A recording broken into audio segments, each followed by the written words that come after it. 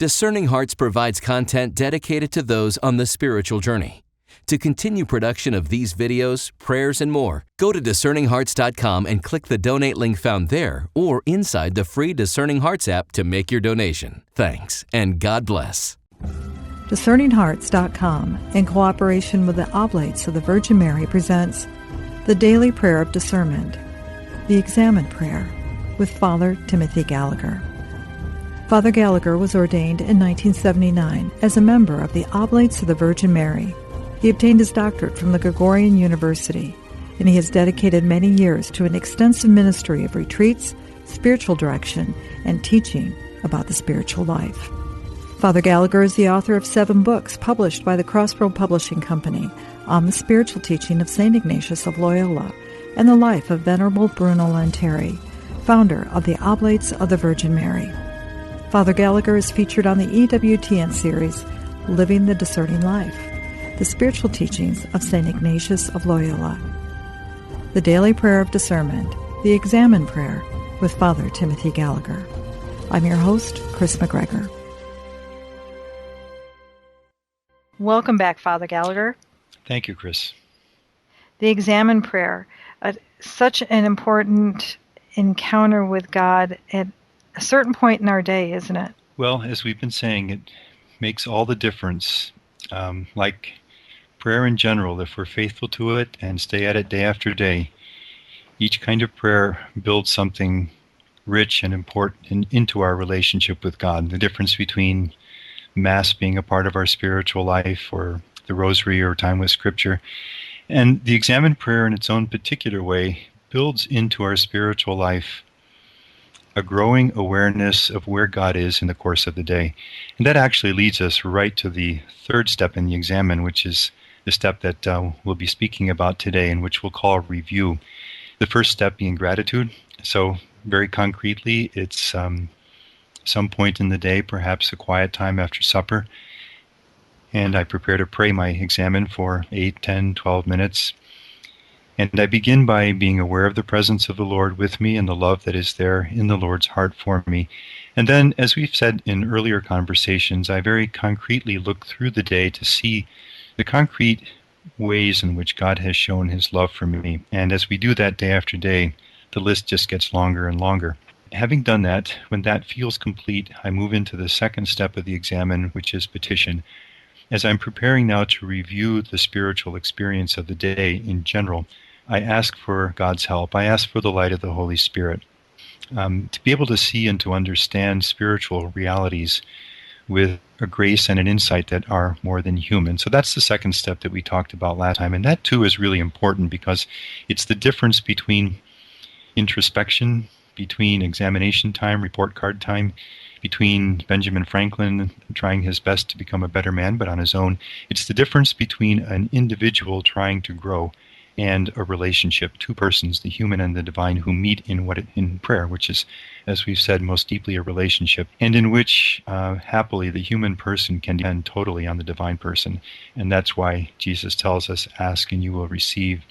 Paul says, I can do all things in him who strengthens me. So then I would turn gently to that second step of petition and ask the Lord to help me to pray with insight now as I prepare to review the spiritual experience of the day. So maybe a few minutes into the Examen Prayer, I'm ready now to move into the third step. And this addresses the fact that if you and I were to, let's get a pen and a notebook and just try to describe all that has happened, let's say even thus far in this day, or yesterday.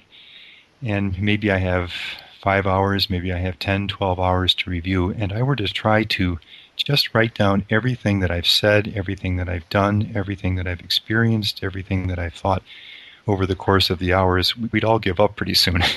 Which is a way of saying that there is an enormous amount of experience that is every part of every day in our lives. And spiritually, the question that the third step of the Examen asks is, where was God in all of that? Where was temptation, if it was there, in all of that? How aware was I spiritually of all that was going on in the hours and activities and thoughts and words, actions of this day thus far? How did I respond to where God was calling me in the course of it? Was I able to resist temptation if it was there in the course of the day? Or choices that maybe in small ways, but in ways that matter, would lead me further away from where the Lord wants me? Did I see the invitations from the Lord toward him, and how did I respond to those? So I think it's enough to say that, to already get a sense of, again, the difference between living a spiritual life without this kind of awareness and the impact and the power that this can have when daily we are actually trying to review this sort of experience. And that's what we do in the third step of the Examen. Now, we've called this series a daily prayer of discernment, and we're really thinking of the third step of the Examen above all when we call it that, because this is the point in the third step of the Examen where discernment of spirits and the Examen intersect. And we couldn't possibly, in this set of conversations, review everything that we said, and I think about 10 or more conversations about Ignatian discernment of spirits. So I would warmly invite anyone who really wants to grow deeply in the Examen to consider trying to learn more about St. Ignatius of Loyola's 14 rules for the discernment of spirits. Very practical, very concrete, and enormously helpful material about getting more familiar with the ups and downs that go on in the daily spiritual life, understanding them more, so that we know then how to respond to them in the way that God wants. But I think what we could do here is, maybe with the help of just two very concrete examples, introduce a little bit of what we mean by discernment of spirits. And we're speaking most concretely about spiritual consolation, as Ignatius calls it, when our hearts are joyful in the Lord, hope-filled, happy, energized in God. We feel his closeness and delight in the Lord. And the times of spiritual desolation, when God seems far away, when we really find it hard to even want to pray, when the energy for spiritual growth declines and we struggle. And these kinds of ups and downs are a part of a normal spiritual life. We all go through them. And the third step of the Examen invites us to take a look at these in the course of our day. Well, I'll quote a few lines from a book called My Road to Certainty. This was written by a man named William Kernan in 1953, and he is a convert to Catholicism and is describing at this point when he is leaving home on the train heading from California, heading east toward college.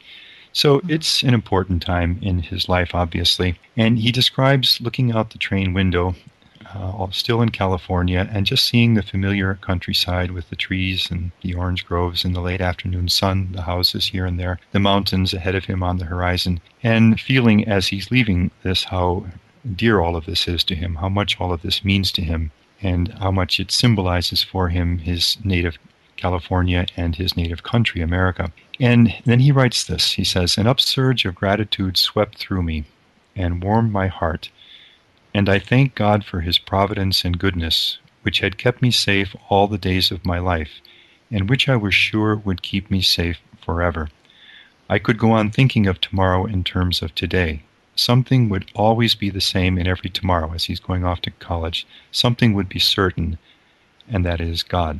Now, that's the kind of experience that St. Ignatius has in mind when he speaks of spiritual consolation, and I always approach these with a great reverence for God's working of grace in the daily experience of a spiritual life. And you can sense this as he looks out at these familiar landscapes, which mean so much to him at this point of transition in his life. He says, "An upsurge of gratitude swept through me and warmed my heart." Something happy wells up in his heart. And he says, "I thank God for his providence." And then he describes the surety that God's going to be with him tomorrow and the next tomorrow and the next tomorrow always. Mm-hmm. So you can sense in that gift of grace how very gently and warmly God strengthens him for the task that lies ahead for him. We've all had these experiences. As I begin a day with perhaps some heaviness in my heart because of a task that lies ahead, or a medical report I'm waiting for, or family issues that I'm going to face. And maybe I have my 10 minutes of prayer each morning, or I go to daily mass, or I say my rosary on the way to work as best I'm able. And my heart warms with the sense that I'm not alone, that you, Lord, will be with me. These kinds of experiences, happy experiences in the Lord, are what St. Ignatius means by spiritual consolation. And the second text that I'll quote is from the story of a soul of Saint Therese of the Child Jesus. She's describing the the road that led to her vocation as a Carmelite sister, and a difficult 3-day period in the course of that. Culturally, she needed the permission of her uncle as well as her father in order to pursue that vocation, and her uncle did not seem very open to that possibility at this particular point. So after a conversation with him in which he's expressed his resistance to that, things get very dark for Therese, and she says this goes on for 3 days. I was alone in a desert waste. My soul was like a fragile skiff, tossing without a pilot in a stormy sea. I knew that Jesus was there, asleep in my boat, but the night was too dark for me to see him. All was darkness. I felt myself abandoned, and there was no help for me on earth or in heaven. I felt that God had abandoned me. Now, all of this changes a little bit later, but if we may, again, with reverence, just focus on that experience just briefly. That is the kind of experience that Ignatius calls spiritual desolation. That sense of being abandoned, that sense of being alone, that sense of darkness, the sense of being a fragile boat tossed on stormy seas, which we experience in so many ways in our lives, again, for reasons of health or family or finances or just struggles in prayer, struggles in our life of faith or relationship with God. Said again very reverently, these kinds of experiences are common to us all. I'm sure that every one of us, as I described Therese's experience, can identify moments in our own lives, and perhaps not in the distant past either, when we have experienced things of this kind. So these are the kinds of experiences that St. Ignatius is inviting us to review in the third step of the Examen, which we're calling precisely review. And that's why we speak of this as a daily prayer of discernment when we review the ups and downs in the spiritual life. Now, probably the simplest way to do this would be just to share a few personal examples, if that would be all right. Oh, that'd be great. Just a way to, it's the easiest kind of experience for me to share because there's no problems of confidentiality here. And even so, what I'll do in sharing these, I'm going to change a few external details just so that the experience does remain, even though it's my own, remains anonymous. And but I will give very accurately the experience itself. And as I said last time, I am willing to share such experiences because they're so ordinary. They're so simple. They're so day-to-day. They're the kinds of things that in our respective vocations, all of us experience a number of times in the day. The first of these deals with meeting one of my fellow priests shortly before I finished 10 years as being provincial in my community. The provincial has the responsibility for the life of the religious community within a geographical territory, for us, the United States. And so that means decisions about personnel and finances and administration and the different works that we'll do or not do, any new churches that we'll accept, and that kind of thing. As I met this particular priest shortly before finishing, we had a brief conversation in the course of which he referred to one decision that I had made, a fairly significant decision which would impact the future of the community, and into which I had put a lot of thought and time and research, and can say very sincerely that I had done my sincere best to make the best decision I could. And simply let me know that he did not consider that that was the best decision that could have been made in that particular choice. And it was a very simple conversation, no particular tension in it, but I came away from that with a sense of something unresolved and something left open. Then I finished my term as provincial. I went on to my next assignment, and that priest also went geographically at some distance to his assignment. And in the give and take of things, about 2 years went by that we hadn't seen each other.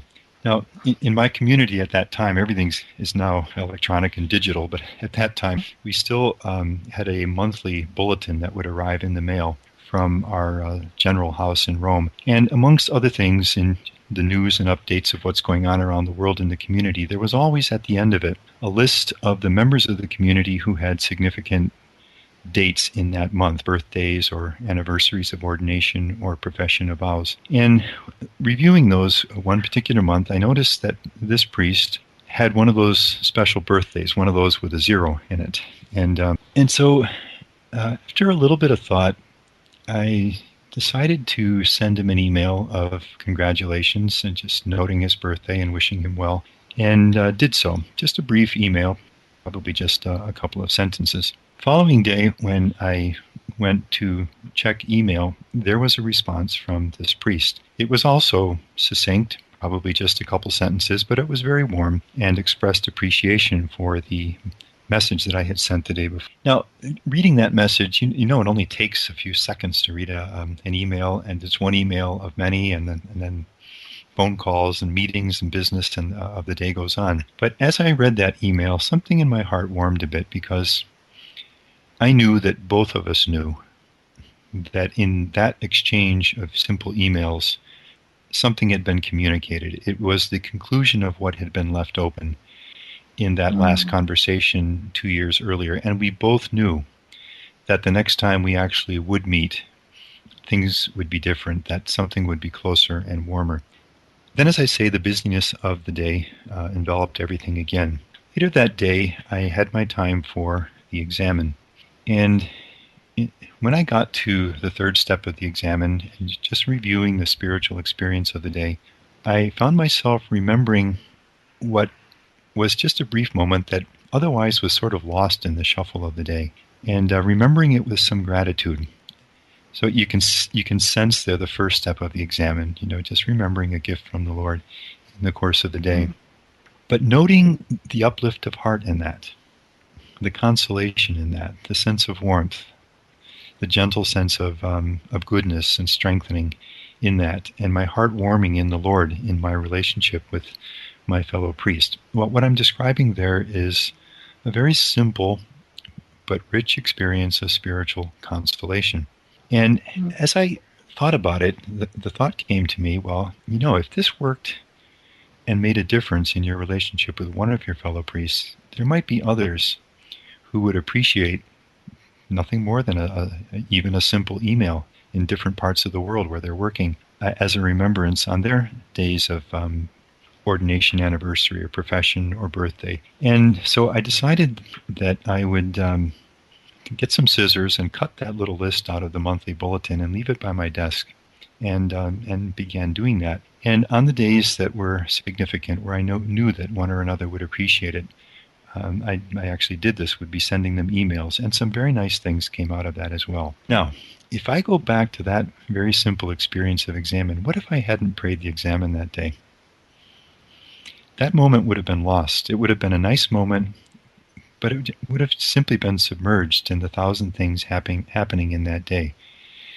And a small channel of grace, but you know how these things are in relationships, small things, first steps lead to second steps and third steps and so on, would have never opened.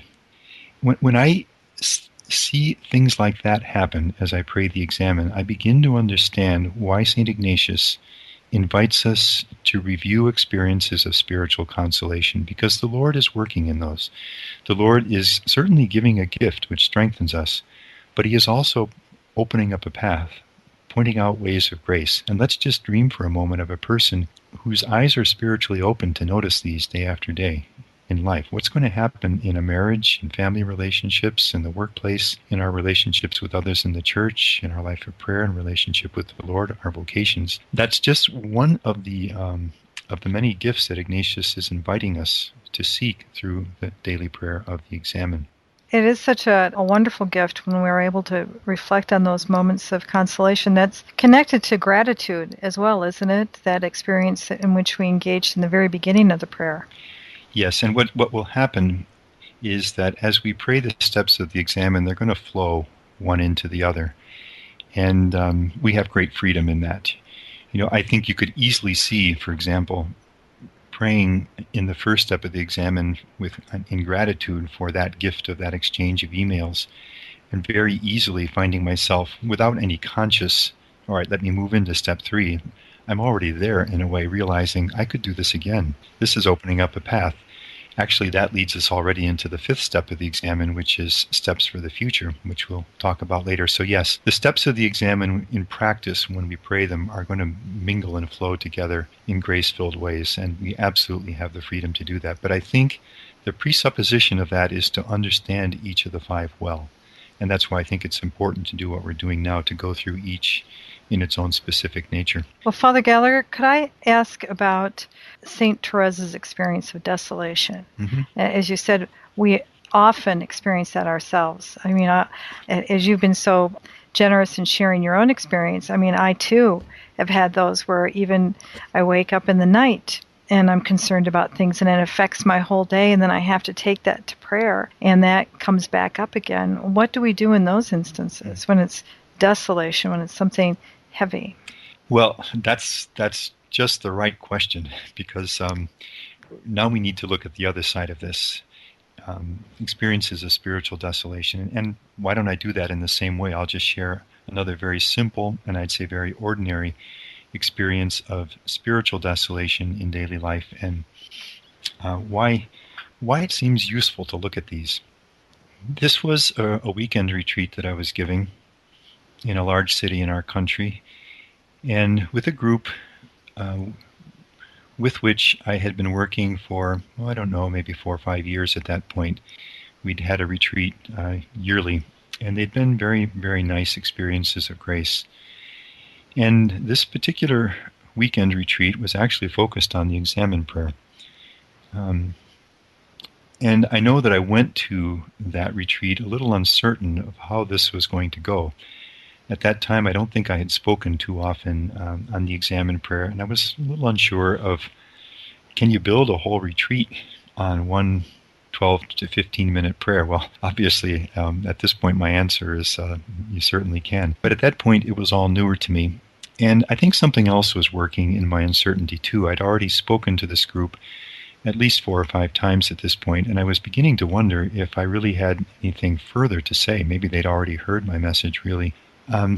We began Friday evening, and things were fine on Friday. And then throughout Saturday, things began to get heavier and darker for me. Now, we were in silence throughout the retreat. Obviously, people were coming to speak one-on-one, but as far as the day and the hours of the day and meals and the rest of it, this was a silent retreat. And in that silence, you know how you can feel more alone. Things can weigh on you. I wasn't getting a lot of feedback because people were faithfully observing the silence. And the sense of heaviness grew by the time we got to the afternoon supper and the evening, very, very intense for me. And I'll never forget the last exercise of prayer that day when we all gathered in the chapel to pray night prayer together. And they did it very beautifully. It probably took 20 minutes to a half hour, with various things added and some singing and the rest. But it was unbearably heavy for me. Everything in me just wanted to be done with that and get back to be alone in my room and away from all of this. And in the course of that heaviness of heart, many thoughts were running through my mind. I was getting more and more convinced that the retreat was a failure, that the people didn't like it, that this material really is not suited to a retreat, that I was getting more and more convinced that I'd really given everything I already could to this group, and I would need to tell the organizers at the end of it that, nicely, but tell them that this would be the last time that I would work with this group. And retired that evening with all of that in my heart and thoughts. Woke the next morning early, Sunday morning, and so there were a few hours yet before the first time we would gather for the first conference in the morning. And at that point, I knew that I had to address this. I couldn't go on like this. Writing helps me. I always have a very small notebook, a journal with me. And I got it out and just began putting on paper what I was experiencing. And as I did that, it became clearer to me. I was able to name it for spiritual desolation, which it certainly was. And I also remembered St. Ignatius' Rule 5 from those 14 rules. When you're in time of spiritual desolation, it is not a time to make any changes. Don't make any decisions. Don't make any changes when you're in spiritual desolation. And I realized that this thought, which was getting stronger in me, that I was going to tell them this is the last time I'm going to work with this group. I love the group, but I just have no more to give. Suspend that, because you are in no situation right now in spiritual desolation to be making decisions like that. I'll just complete the sequence. that helped already. The heaviness was still there, but I was a little more in touch with it. I was a little more aware now of what was going on. Walked down the corridor toward breakfast, and there was the woman who was the chief organizer of the team that had prepared this retreat. Of course, she was faithful to the silence, but she gave me a nice warm smile. It sort of stopped me in my tracks because I said, well, if she's smiling like that, this can't be the complete disaster that I think it is. And to complete that, the retreat actually had gone very well. When we reviewed the evaluations at the end of it, it was clear that a real work of grace had happened there. And by the way, I have returned since to that group. But let me just say now, essentially what I did that Sunday morning with the help of writing was a third step of the examen, a review of an experience of spiritual desolation. Now, my same question came to me, what if I had not done that? What if I had believed the lies and the discouragement and the temptations that were floating around in my heart and thoughts in that time of desolation? I would have never returned to that group. A channel of grace would have been closed. And let's multiply that by the various desolations that can kind of pepper our day. And the difference between a spiritual life in which we're in touch with those, we're seeing them, we're recognizing them and naming them for the enemy's spiritual desolations that they are, and resisting the small turns and sometimes larger turns which would take us away from where God really wants us to be, so that they're not harming us. What's going to happen day by day in a spiritual life in which we are growing more and more able to resist, to be aware of and resist spiritual desolation? That's an enormously powerful thing. And I'm deeply grateful really to the Examen for this too, because it makes the difference between being what I'd call spiritual tumbleweed, just blown by the winds of spiritual desolation, and being able to stand our ground, name it, and in the Lord make helpful decisions about it. It ultimately goes down to what you've always taught us, and through the teachings of St. Ignatius, to be aware, to understand, and then to take action. That's exactly why we speak of the Examen, and specifically step 3, as a daily prayer of discernment. Exactly. Beautiful. Thank you so much, Father Gallagher. Thank you, Kris. You've been listening to The Daily Prayer of Discernment, the Examen Prayer, with Father Timothy Gallagher. To hear and or to download this conversation, along with hundreds of other spiritual formation programs, visit discerninghearts.com, or you can find it in the free Discerning Hearts app or wherever you download your favorite podcasts. This has been a production of Discerning Hearts. I'm your host, Kris McGregor. We hope that if this has been helpful for you, that you will first pray for our mission, which is to offer authentic and rock-solid spiritual formation freely to souls around the world. And if you feel us worthy, please consider a charitable donation, which is fully tax-deductible, to help support our efforts. But most of all, we hope that you will tell a friend about discerninghearts.com and join us next time for The Daily Prayer of Discernment, the Examen Prayer, with Father Timothy Gallagher.